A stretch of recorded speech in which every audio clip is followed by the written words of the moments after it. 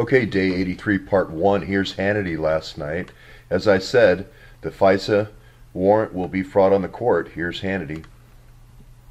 Isn't this fraud upon the Foreign Intelligence Surveillance Court? I was talking to Greg Jarrett earlier today, and a lawyer, an officer of the court, violating the law by knowingly using deceptive documents to deceive the court. And we got to remember, Fusion GPS never verified the dossier, ever. Well, exactly. And so it's not only troubling there, but I think it's time, and Jim Jordan and I are here tonight to call on our leadership to say that what we need to do is let every member have access, not only to that FISA application, but to all the outstanding work that Chairman Nunes has put forth in terms of gathering documents. It's time that every member has the access to those documents. And so we're calling on our leadership to make that available. And that would mean the Speaker. That would mean Kevin McCarthy, Jim Jordan. Yes, I mean, Mark's exactly right. If members of Congress get to see this information, we think that the chorus will grow even more and say, now it's time to declassify this, make this public so the American people can understand once and for all what exactly happened. Remember, Sean, it's today, 1 year anniversary from when BuzzFeed first printed that entire dossier, that disproven, salacious, unverified dossier, as Jim Comey testified and said it was. 1 year ago today that they printed it. A year and a half ago that it looks like they used it to go to the FISA court to get the warrants. Okay, and that's an excellent point that Jim Jordan makes there. And this is some excellent reporting here by the conservative treehouse, who I think is basically the new Breitbart. I think they need to just sweep Breitbart away. Because this is really getting you the information and the details. So I want to just give a shout out to Conservative Treehouse here for really doing some great reporting on exactly what's happening. And one thing I wanted to show is this step 1, step 2 thing that exists for the FISA court that they reported on. One is a query. All your data and all your texts and conversations and so forth are all collected. We know that from Snowden. Now I can query and say, okay, Jared Kushner. Now, I need to have an inquiry opened up in the FBI to do that. But once I do that, I can see all the hits, basically, and I can see the to from information. So I can see he's talking to a Russian ambassador or a Russian businessman, and based on that, I write up my FISA, and then I go to the FISA court, and then I open the data set after I get a FISA approval. So that's the part here. What I'm saying is none of this happened. About 99.9% was people directly querying and opening the data sets.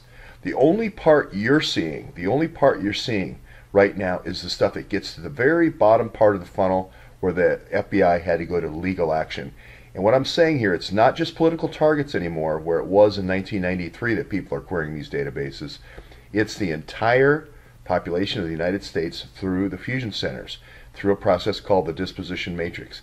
And I know how difficult that is for everyone to believe, but this dossier process that you've witnessed right here through this whole Trump family, first family kind of nightmare, this whole process, and now we have a lot more information about who funded the dossier, is what is happening to every American family. Now, most families are not targeted, but the people on the terrorism watch list, which again is mostly Americans, is this process where everybody in the Fusion Center, let's just make everybody here a member of the Fusion Center, gets to add their little piece, just like you would comment on a Facebook posting. So Sally can say, hey, I think George, this article here, I think he's a terrorist. Over here, hey, he's saying that we're shipping at drugs under, in uranium shipments. For diplomatic, I don't like that. I think he's a bad guy, etc. Andy McCabe can say, hey, I think I should send somebody over and put him in jail for a couple of nights because he's reporting on that. This is how it grows. It festers. It's an incestuous relationship of insiders, all contributing only dirt to your life story and weeding out everything else. Adding personal opinion and perspective, unverified, completely unverified.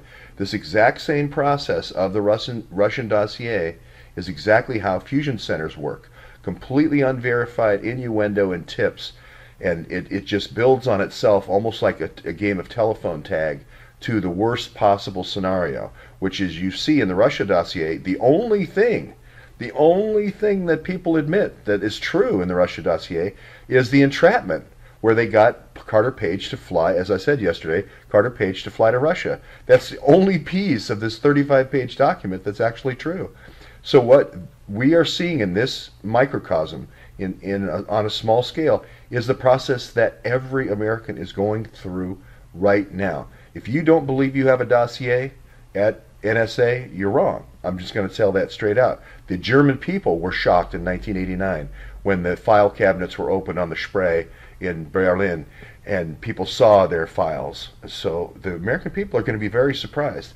The American people need to know this information about how the Russian dossier was formed so they can know how the dossiers on them are being formed.